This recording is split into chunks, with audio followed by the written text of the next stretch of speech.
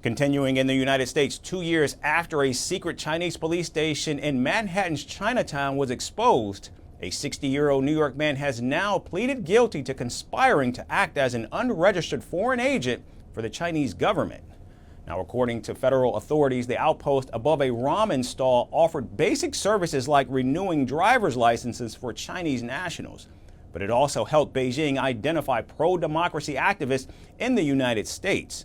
While Beijing denies the allegations, claiming the site only provided administrative services, Washington sees this as a violation of its sovereignty. Here are more details in our next report. Tensions between the United States and China have entered new territory. And at the heart of the latest conflict is a secret Chinese police station hidden in the bustling streets of Manhattan's Chinatown. On Wednesday, 61-year-old Chen Jinping admitted in federal court to conspiring to act as an unregistered foreign agent for Beijing. The station, disguised as a community organization, operated above a ramen shop, opened in early 2022 and served two faces, one public, one covert. Most people, they immigrate to the United States here. They just want a better life for themselves. They don't get involved in this politics stuff. I mean, I don't. I don't get myself involved between the ROC and the PRC thing. Yeah, there are some people who do, and most people just ignore that stuff. I mean, you haven't done anything bad, but you have nothing to worry about. Is the saying? On the surface, it assisted Chinese citizens with mundane tasks like driver's license renewals. But behind the scenes, federal prosecutors say it spied on pro-democracy activists and worked to silence critics of China's Communist Party.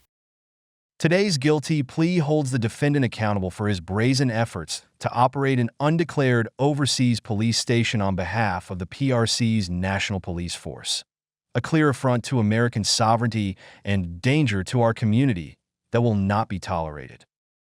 Chen's admission of guilt revealed chilling details. After 2 years of trials, he confessed to removing online articles about the station under Beijing's direction. He also destroyed messages with Chinese officials when U.S. authorities launched their investigation. Chen now faces up to 5 years in prison, with sentencing set for May 30th, 2025. Today's acknowledgement of guilt is a stark reminder of the insidious efforts taken by the PRC government to threaten, harass, and intimidate those who speak against their Communist Party. These blatant violations will not be tolerated on U.S. soil. The FBI remains committed to preserving the rights and freedoms of all people in our country and will defend against transnational repression at every front. But that's not all. During the confession, Chen admitted he wasn't acting alone.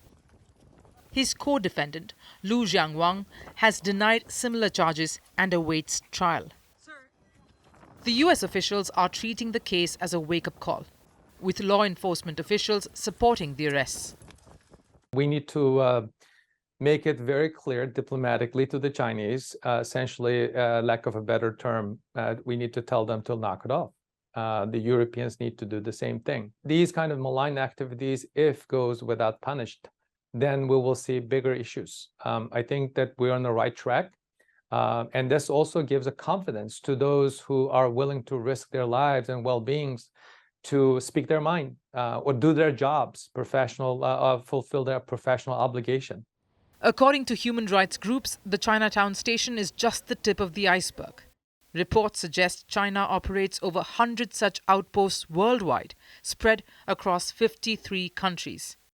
While Beijing claims these are mere service stations run by volunteers, critics argue they are tools for surveillance and intimidation.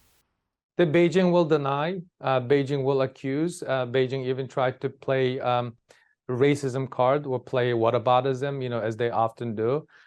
They will start name calling. They may even start announcing additional sanctions. In some instances, individuals have been sanctioned more than once. That's what they do. So we need to care less about what they say, what they respond. We need to keep doing the right thing, which is to hold those bad actors to account. The case underscores the escalating strain in U.S.-China relations.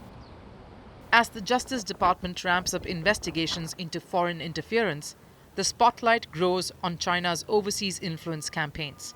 And a worrying question looms. what other hidden operations could still be lurking in plain sight.